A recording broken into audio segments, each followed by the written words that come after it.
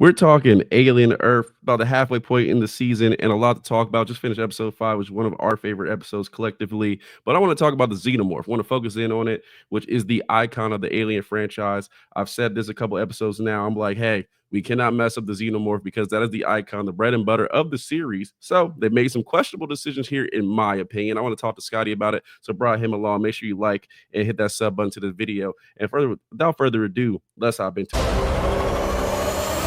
It's right in front of you. FX's Alien Earth. So, Scotty, I'm going to give you the slight recap of the Xenomorph, and then we're going to break it down individual. So, series started. Both of us are big fans of the first 2 episodes. By that time, we finished those, so we were really invested in the series. The Xenomorph came in very dangerous. I'm talking about in the ways we haven't seen it before. It got off that ship, and the soldiers didn't know what was coming. It absolutely chopped them up. Went on an extreme murder spree to start the series. We've had a fight with Wendy, which ended in her killing the Xenomorph. We've seen it captured by Morrow.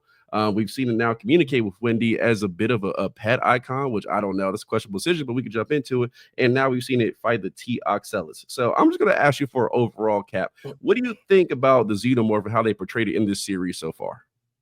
You know what? Up until episode 4, the alien was moving and grooving. I mean, it was a killer. It was stalking. It was walking, stalking, running, jumping.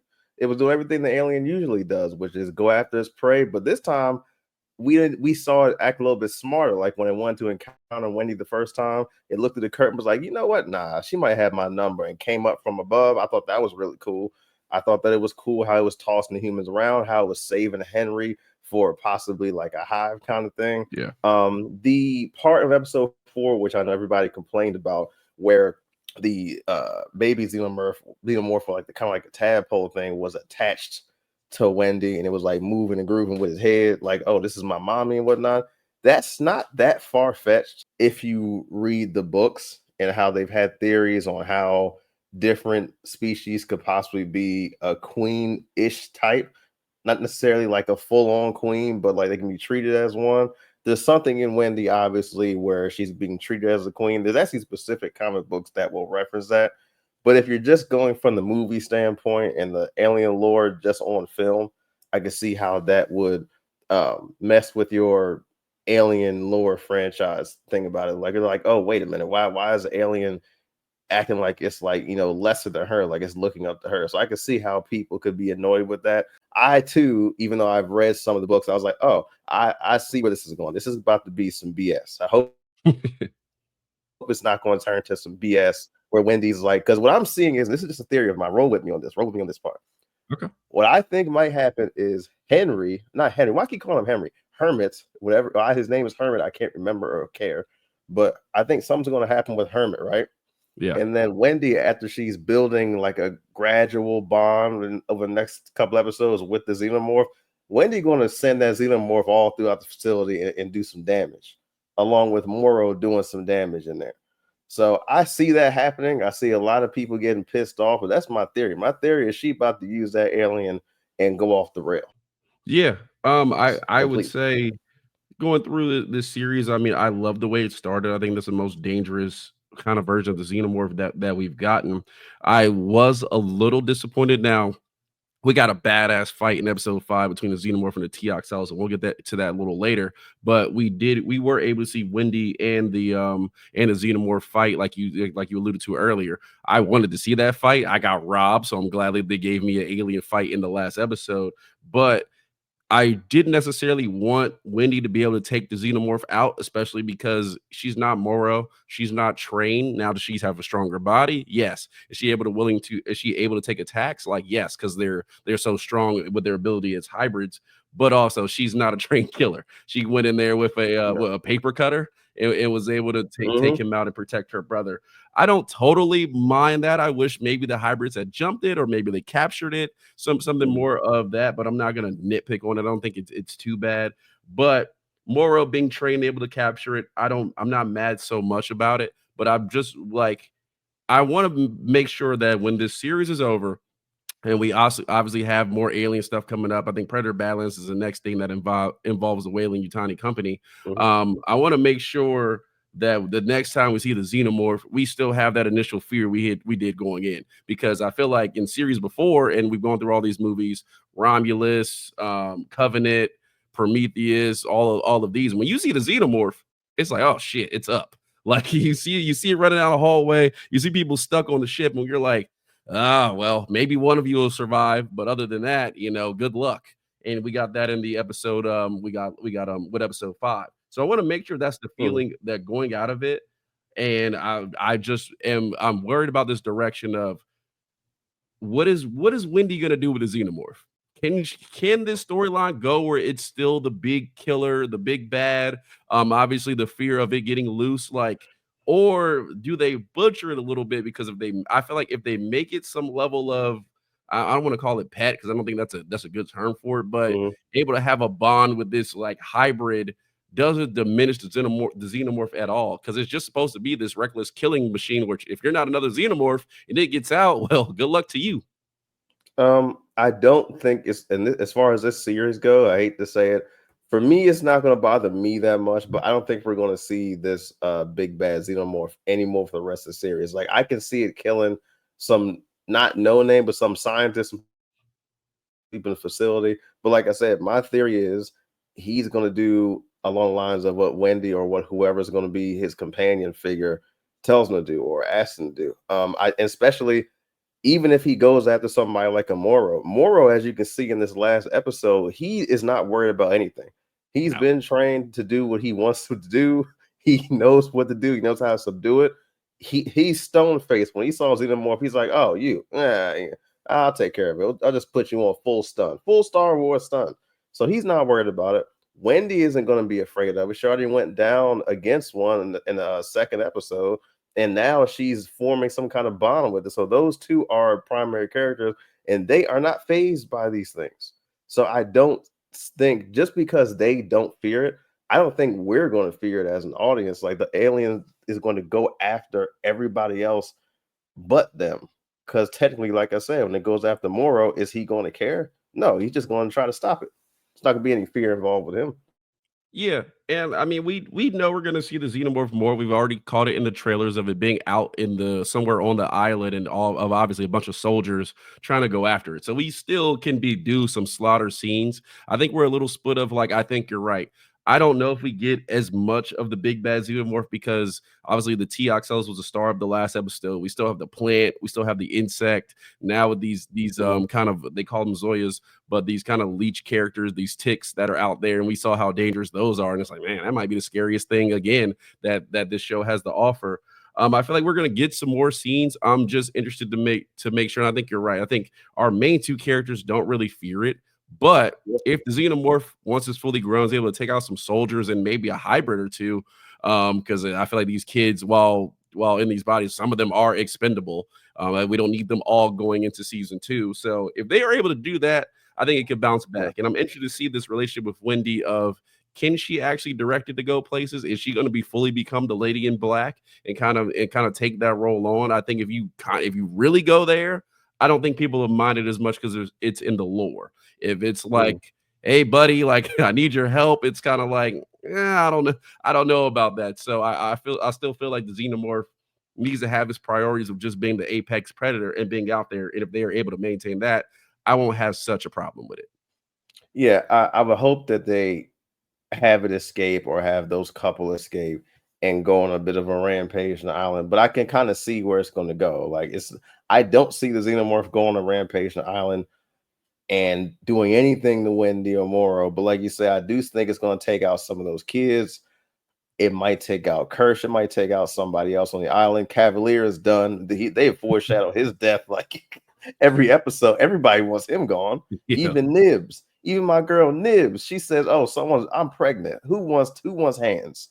Who wants all the hands?" Like has become one of my favorite one of them kids. So it's about to be some chaos. It's just not going to be chaos on the line of the xenomorph is something to be feared or to be wowed at. I'm probably done being wowed in this season because now this season has took a turn to Moro and Wendy. Like the xenomorph, honestly, to me, is taking a backseat to both those characters, which I'm cool with because Moro has become one of my favorite characters in the series already, especially after the last episode we learned more about him.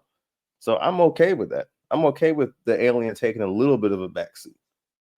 Yeah, and I'm very okay with it because last episode, what did we say? Well, I've been saying this for episodes on episodes. I'm like, I want to see the T-Oxellus fight the Xenomorph. A lot of people in the comments were saying like it can't take his eye socket, like it won't be a problem for the Xenomorph. Well, we got our answer for that, and I talked about it on my episode 5 review. Now, this fight, I think this is a really good thing for the series. Why is that? Because we know the predator is out there somewhere. We know that's a threat. We know the xenomorph. Well, they've milked the xenomorph to death in the series. Like they've gotten like his shoulders are Mhm. sore from carrying this franchise because they think they can just throw a xenomorph in a movie and it's going to be good and not write good characters or really develop what they're developing in this show, which is world Yep. building and other aspects to it. So I think the T-Oxellus is the biggest gem to come out of this episode. But so we got our fight last, but I know you want to touch on it. The T-Oxellus was able to get out along with a couple other of the species because of the crew. And we had a lot of comments talking about how bad the crew was. You weren't able to join me yesterday, but you're here now. So go ahead and go on your rant about the crew, man, because a lot of people feel the way you feel. I was waiting to talk to you about this. I was excited because I rewound it just to say this is a great scene. Like this is like a galaxy. Remember Galaxy Quest, the movie with Yeah. Tim Allen? This was Galaxy Quest. The crew didn't know how to do shit. So let's go to the first scene of the episode where the little pervert crew member wakes up Moro and he's like, "Yeah, there's two people dead. Really, there's one person dead, and it's the captain, and the other guy is kind of dying. We can't really cut this thing off of him. So what do we do?" Moro walks in there, and the whole crew's just sitting there, hands on their side, like, "Huh?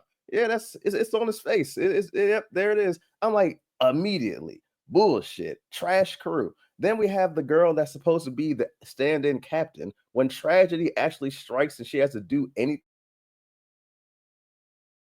Moro had to step in and say, "Hey, listen, if you don't know what you're doing, I'll be the captain." Moro's just a security guy, and she's standing there stiff the whole episode. She's standing there stiff. Then we have the lady that's taking care of the pets.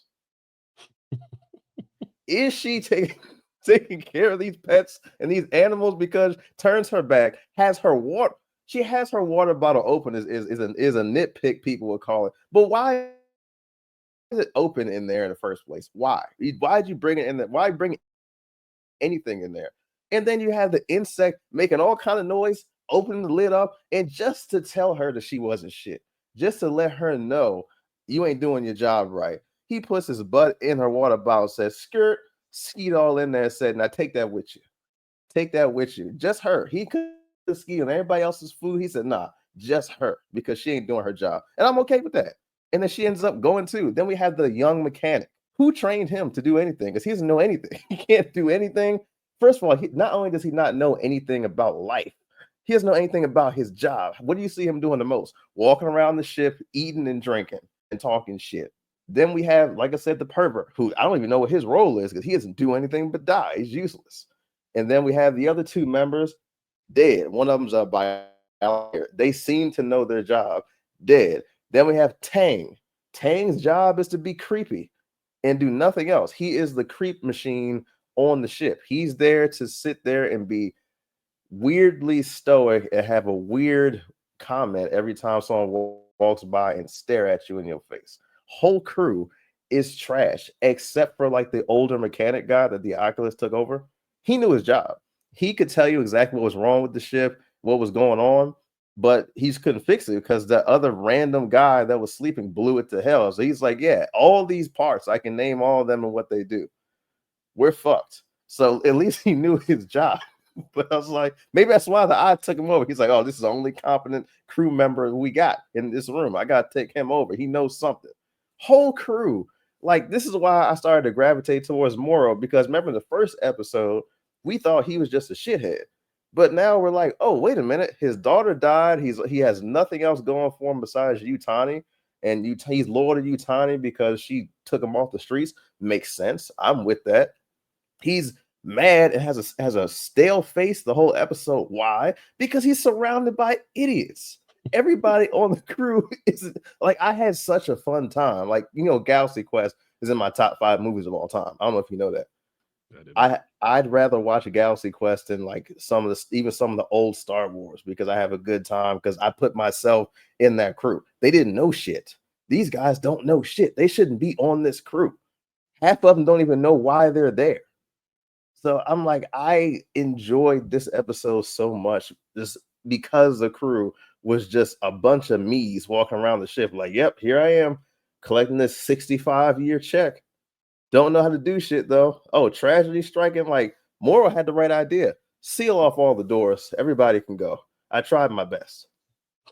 Yeah, yeah, I mean, he put it out there pretty early. He said, "Hey, everybody's expendable except the cargo, so good luck with that." Yeah, I mean, I agree. It made it fun. It was like a mini alien movie, and it was just people ready to get picked off. I mean, the biggest one I had where somebody's like, "Why is this lady eating and drinking inside a lab full of aliens?" It makes no sense. You know what I'm Can't defend saying? that. It just doesn't. It's just so we can see what the Zoyas really could do and spread out, especially in water, which is going to be dangerous on Earth. But the one good thing about the crew obviously falling apart is the Teox that got out very cleverly, broke the glass, got out, took over the mechanic, and we got that fight.